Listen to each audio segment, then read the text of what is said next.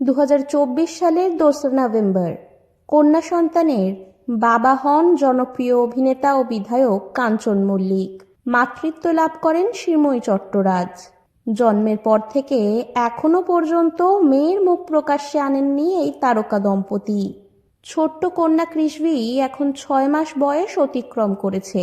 কৃষ্ণী পরিবারের সবার নয়নের মণি, বিশেষ করে দিদা অর্থাৎ শ্রীময়ীর মায়ের।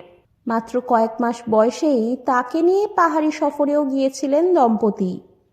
পেলিং ও সিকিম ঘুরেছেন কাঞ্চন শ্রীময়ী, আর অভিনেত্রীর মা হোটেলে থেকে নাতনির দেখভাল করেছেন। এমনকি কাঞ্চন শ্রীময়ী শুটিং, বিভিন্ন ফিল্ম পার্টি, অ্যাওয়ার্ড শো কিংবা সিনেমার প্রিমিয়ারে এলে ছোট্ট কৃষ্ণী থাকে দিদার কাছেই।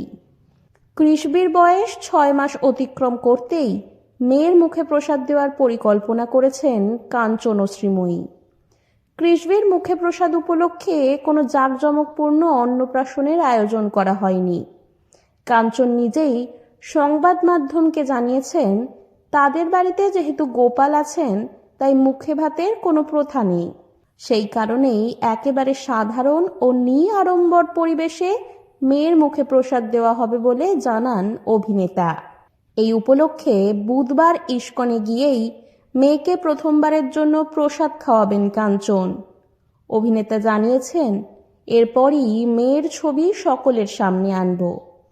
এর আগে নীলষষ্ঠীর দিন ছোট্ট কৃষ্ণীকে আংশিকভাবে দেখার সুযোগ পেয়েছিলেন অনুরাগীরা, তবে তার মুখ দেখা যায়নি।